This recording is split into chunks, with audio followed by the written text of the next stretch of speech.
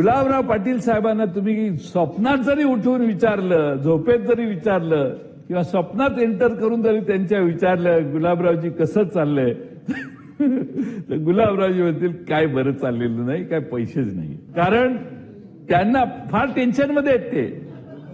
त्यात काटे नसावेत एवढीच माझी विनंती आहे. माझा मुद्दा पाकळ्या तुम्ही फार देता पण काटे त्यात खाली फार असतात, तो प्रॉब्लेम त्यांचा होऊ नये एवढीच माझी अपेक्षा.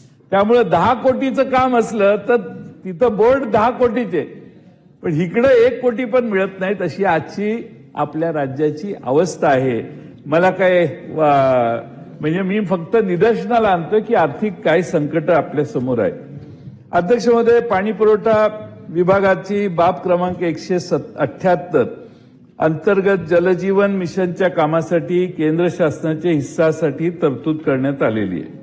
अध्यक्ष महोदय, आता केंद्र शासनाने गेल्या वर्षी बजेटमध्ये 67,000 कोटीची जलजीवन मिशनसाठी केंद्र सरकारने तरतूद केलेली होती.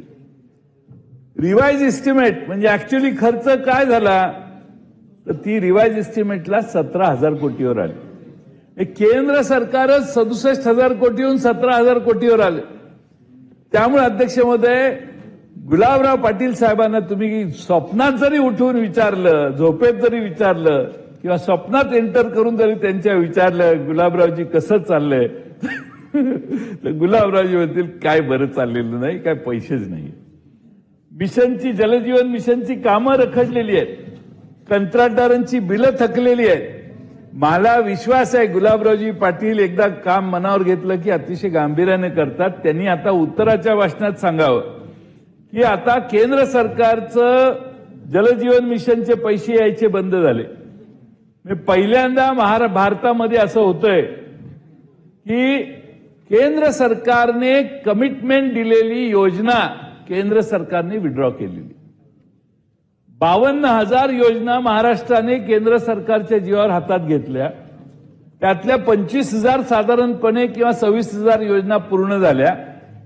उरलेल्या 25,000त 50% जे पैसे येणार होते सरकारने, केंद्र सरकारने हात वर केले. आता ह्या 50% उरलेले जे अपेक्षित आहेत त्यात आमच्या गुलाबराव पाटील साहेबांच्या खात्याला किती निधी अर्थमंत्र्यांनी दिला हा खरं म्हणजे पहिला प्रश्न आहे. किमान उद्याच्या बजेटमध्ये गुलाबरावजींना काटे काढून गुलाब हातात देतील मुख्यमंत्री महोदय अशी अपेक्षा मी या ठिकाणी ठेवतो. कारण त्यांना फार टेन्शनमध्ये आहेत ते.